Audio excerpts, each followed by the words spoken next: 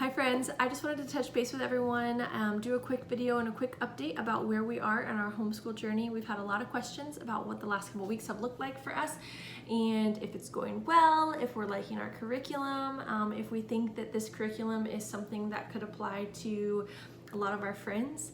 And so I just kind of wanted to break it down a little bit further. I did a quick tour of what the curriculum looked like last week, but now we are almost 10 days in with a couple breaks in between. Tomorrow will be day 10 of actual lessons, and we are really liking it. We are really confident that this was the right decision for our family right now, and we are confident that this was the right curriculum choice. And so I just want to be an encouragement to those of you who are trying to make those hard decisions as the back to school plans get put out. If you're not sure what to do, and if you're considering homeschooling but it's all feeling really overwhelming, I'm a newbie obviously, but I just wanted to be an encouragement because our life is crazy. We have 4 kids and 2-3 businesses, and it's just bananas all the time. But this curriculum and the way that we're doing it feels very approachable. It feels very manageable. It feels it just feels very doable for any family, no matter where you are. And so I just kind of wanted to talk about that and break that down just a little bit more. One of the things that I love most about this curriculum, which we're using Gather Round Homeschool, if you haven't seen some of the other videos I made, but Gather Round Homeschool is designed to be kind of an all-inclusive curriculum. So instead of having, English books and then history books and then geography and math and all of those things, it condenses it all into one, and it's unit study based. So you follow the same topic for 4 to 5 weeks, and everything besides math has to be its own thing, but everything besides that is built around that topic. So last week I shared about the bald eagle and how we learned about the eagle, but then we tied that into social studies with the US seal, and we tied that into Bible verses and scripture memory and spelling through Isaiah 40:31, and that pattern has just continued through the week, or through the last couple weeks. One of the things that has been asked to me is is it really super boring to study North American birds? Because that's the first unit that we're in. And to be honest, birds are not something that I would study on my own. It's just not fascinating to me, right? But the way that it's set up makes it engaging, and my kids are loving it, and we're loving it. I'm learning a ton, and I know that they're learning a ton. And I've seen such retention, just information retention from the way that the curriculum is set up, and that's been really encouraging to me, to know that even though they're on completely different grade levels and they are, learning at different speeds and different paces, and they have different interests, they are still growing already in their education in ways that are really tangible, and that is super positive and encouraging as I start this journey too, because this is not a road that I ever thought that I would be on. And so we're all trying to make the best of it, and we're all trying to adjust. But I will say that as I kind of research curriculum in the past few months, basically as soon as COVID hit, I started looking into curriculums, and just kind of casually, I wasn't sure if that's where we were gonna wind up. But when I stumbled upon Gather Round and I saw that I could kind of simplify. That's really our motto. We're pretty minimalist. We like to keep things as simple as possible. And when I saw that that was what this curriculum is set up to do, it's set up for families like ours, it just was the Lord confirmed that in us, that this is where we needed to be, and that this was the curriculum that we needed to use. So it's a unit-based curriculum. We will be on North American birds for another 2 weeks, and then we'll move on to Asia. So I just wanted to walk you through, what that has been looking like for us. If you follow us on Instagram, you saw that I posted this week that we did a poetry tea time. We were learning about the European starling, and so they were learning about the birds, and they were talking about all the different things that went around that. Where does the bird live? What is, just general bird things. But the way that she ties it in, we then started talking about William Shakespeare and how William Shakespeare was an author in Europe and a writer, and he wrote poems and playwrights. And so we started researching his life, and we hosted a poetry tea, which this was a suggestion in the curriculum that this, you know, could be kind of a hands-on activity. And so we went for it.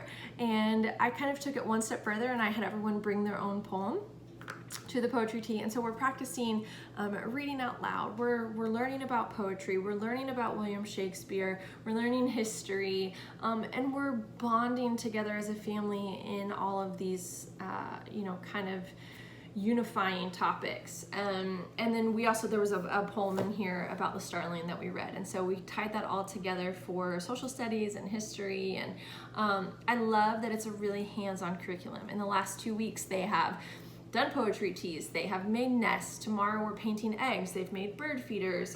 They're gonna build a birdhouse this Friday.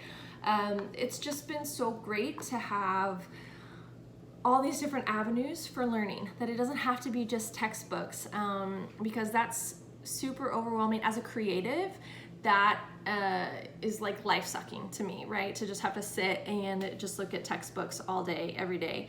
But I love that we can create hands-on opportunities for them to learn in the real life, in real life, not the real life, in real life, and to know that learning goes above and beyond a textbook. And when we do Asia next month, we are already planning trips to Global Foods Market. We've already started collecting recipes, not just from the curriculum, but from our friends who are from the Philippines, from our friends who are from Pakistan, from all over the country, all over the continent of Asia, but they live all over the country here. And I love that we're able to introduce our girls to those cultures. And I'm just really excited about all the things that are to come. So as good and as beautiful as North American Birds is as the first unit, I'm telling you, as one who's seen the whole year of curriculum, that it is that much better as it goes on. One of the questions that we had was about the differences between early reader, early elementary, and upper elementary. And so I just wanted to show you guys that really quick. I'm going to try to show you with my phone as best I can. My girls are in early reader and upper elementary. So technically Elsie is right where she should be in the early reader. That's K through 2. She's a first grader. And Addie is in upper elementary, which is technically grades 4 through 6, even though she's in 3rd grade. But she's a gifted kiddo, and I think this was 100% the right decision to keep them in the levels that they're in. That said, I bought the digital version, so if I ever feel like it's too simple for Elsie, if Elsie's advancing and I want to put her in early elementary, I have the option to do that. Or if I feel like something's too advanced for Addie, I can pull from the early elementary for her as well. And so I love that I have that option, and in the digital version that I can kind of pick and choose what makes the most sense for my girls. And in the teacher's guide, it tells me, you know, what they're going to be working on through the day. And I might have already said this, but it's just kind of a grab and go curriculum. So I just get to wake up, and when we start our day, I don't have to do a lot of prep work. And that's a big deal for me, having 4 kids and a very needy, tiny baby who keeps me up all night. So I have done some planning and prep work, and that's just my personality. But if you wanted to just not even look at it, it's all here, and you don't even have to worry about it. So let me just show you guys really quick the difference between these curriculums.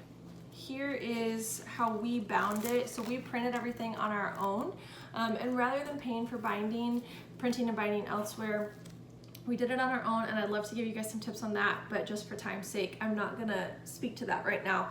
We did buy a really economical printer in order to do that, and by economical, I mean it prints economically. It's not necessarily like a cheap printer. But we printed everything, and rather than like spiral binding it, I just put them each day's lessons into these plastic sheets. In the future, I might do spiral binding, I might do something else, I don't know, but this is what is cost effective for us right now, and it's working. So we're just gonna stick with that. So Elsie's it has a lot of like copy work, you know, they get to trace things, you know, the lines are all set out for them, they're coloring the pictures instead of sketching them. when they're like, this is something about seed anatomy that we're gonna do. And so all the choices are here and they're laid out and the answers, you know, are discussed. And then it has extension activities here. Their maps are labeled, not always, but in this case it is. Whereas Addie's is gonna be a little bit different. It's gonna have not the lined copy work. A lot of it's from memory. It's just a little bit more advanced, obviously. So for example, here's Addie's, where she would just copy that. It gives her the opportunity to sketch it here. She's got more parts of the seed to label, and then her map is not labeled, so she's responsible for finding and labeling things on Atlas. I don't know if I was doing this in 3rd grade. I mean, I probably was. Probably not in 1st grade though. I mean, the amount that we've been using our Atlas and just finding places on a map and understanding regions and cultures, and I feel like it's a lot more than I had the opportunity to learn when I was younger, probably, and more than they would probably be getting in a small amount of time in their regular schooling. The one other thing I was going to show you was so that was early reader and upper elementary. Early reader and upper elementary. The early elementary is kind of that in-between ground. So they're gonna have a little bit of copy work, but it's gonna be kind of a hybrid version. So they're gonna copy it where the letters are gonna be written out for them to trace in early reader, whereas in early elementary, it's still gonna have the lined copy work space, but it just won't be for tracing. And then theirs is just a little bit more advanced, where they're making sentences, and right now we're working on a research project about a bird, so that's kind of our unit project, and the girls each got to pick their own bird. Elsie is responsible for coming up with a paragraph at the end of it, and Addie is responsible for writing a paper, right? Basically a short little essay about a bird, and they could choose any bird, but they're responsible for doing their own research. And I just feel like for a 1st and 3rd grader, that's pretty great. And they're learning how to find sources, and they're learning how to look into things that they're interested in. And so here's what I would say to you guys. I know this is a little bit of a long video, but I would just say that if you are considering it and you've been looking at Gather Round and you're wondering, like, am I gonna be bored to death studying about birds? I'm telling you, you won't be. And there are so many things that you can do to tailor it to your family, to your family's needs, to your kiddos' needs. And I love that about it. And I love that there are so many hands-on opportunities. And I love that my kids are it's just gonna grow as we go. I know that the next units that we're doing are gonna be that much more exciting. This year we're gonna do Asia, we're gonna do the human body, we're gonna do oceans, space, Europe, North America, South America, just like a whole litany of amazing topics and things that they're going to get to cover that they might not have the opportunity to do in a regular school setting, or at least in this shortened amount of time that's like a really hands-on approach. And speaking of time, just one last thing, like that's been another question, was like, how long does it take? It seems like it's a lot of work. I will tell you, it's not as bad as you think. If you just do Gather Round and you are just really focusing on that, without a ton of other activities, I mean, you have to add math and, you know, maybe a few other things, but you can easily get it done in 2 hours a day. And with all the other hands-on approaches that you'll have, you'll definitely meet your hours, at least in our state. I'm not really worried about meeting our hours for the year.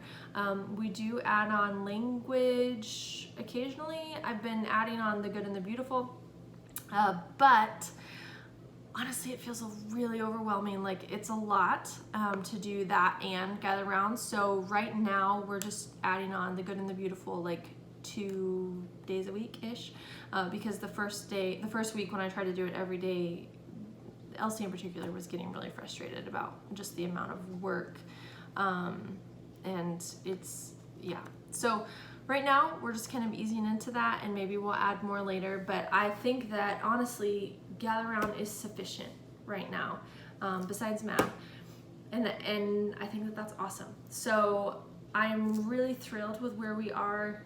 We have a long way to go. It's definitely been an adjustment period. So don't get discouraged if you're feeling overwhelmed. If we can help in any way, definitely let me know. And I'll try to do some more in-depth videos as we go about how we printed things, what we're using, how we're binding things. Yeah, whatever other questions you guys have, hit me up and I'll try to help as best I can. You're doing good, mamas and daddies. Hang in there. It's a weird year. We're all in it together, and I'm excited about what's to come, and hopefully you are too. I'll talk to y'all soon.